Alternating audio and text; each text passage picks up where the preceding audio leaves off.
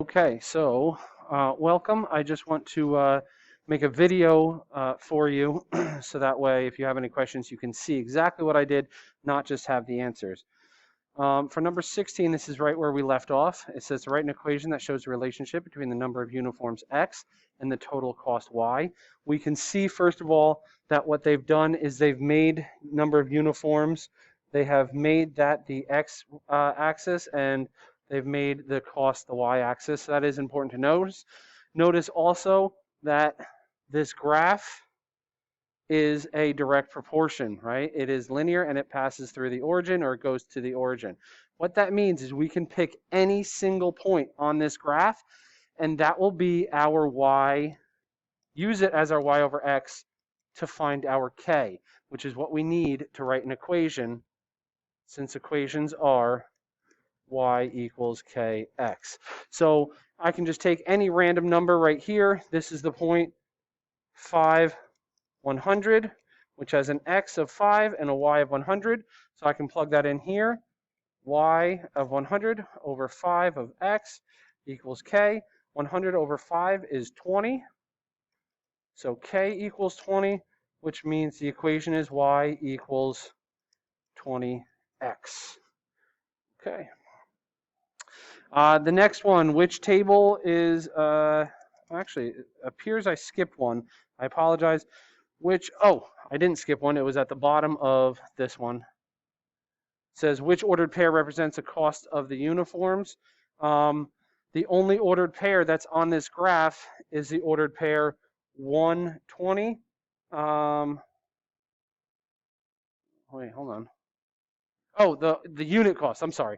Unit cost, which means if you buy one uniform. So there's the one uniform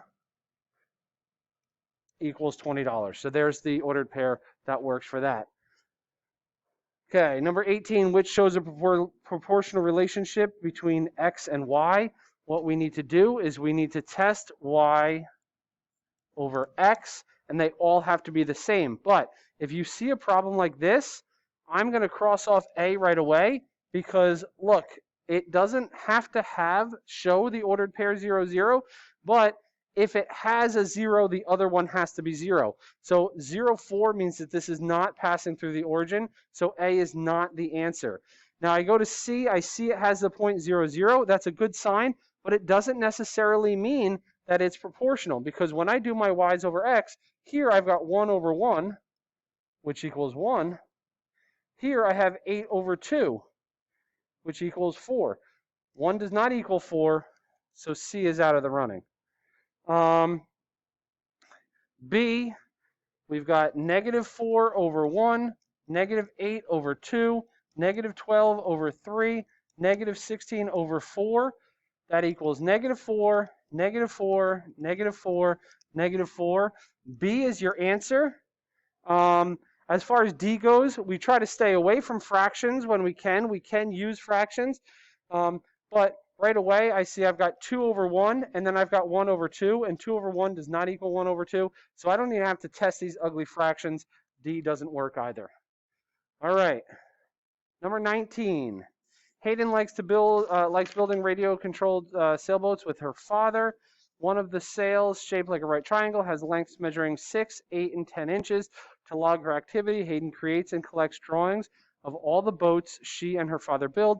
Using a scale factor of 1 to 4, what would the scale dimensions of the sail be? So these measurements right here are the measurements of the actual sail.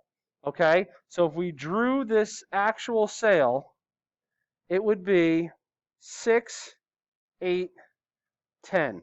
Okay, now we know that it has a scale factor of 1 to 4, and we know that scale is model over actual. So what you have to do is you have to use this scale for each dimension of your sail. And these all represent the actual. So we're going to say 1 over 4 equals, actually I'm going to do it in red for this one, 1 over 4 equals, and this is the actual, so we'll say x over 8, and in this case, x equals 2. Then we do 1 over 4 equals x over 6.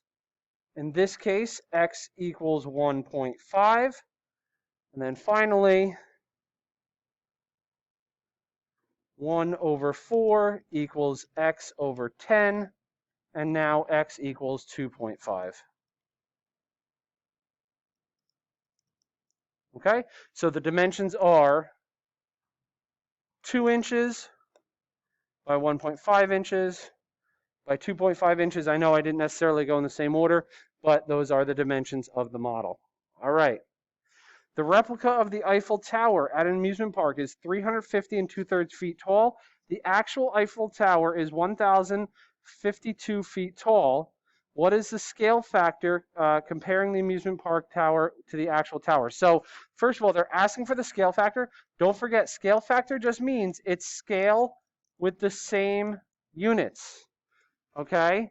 Now, what we do like about this is they have the same units. So we could say the scale factor is, since this is, so it's still going to be model over actual.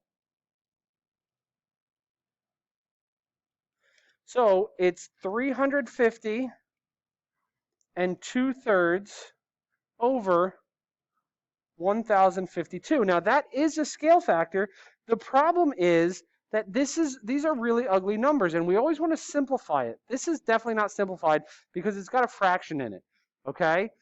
Now, if you ever have a fraction inside a fraction and you want to get rid of the fraction, so in this case we want to get rid of 2/3, we can get rid of that fraction by multiplying by the fraction's denominator. So if I multiply this by 3, and then obviously I'd have to multiply the bottom by 3, that's going to give me 1,052, which is a nice big whole number, over 3,156. And now I go ahead and see if I can reduce that. It actually reduces all the way down to 1/3. So there's your scale factor for that situation. Okay? That was the last question on the study guide. If you have any questions, please come in. Don't hesitate to come in during AA and ask them. Otherwise, good luck studying tonight, and I will see you tomorrow.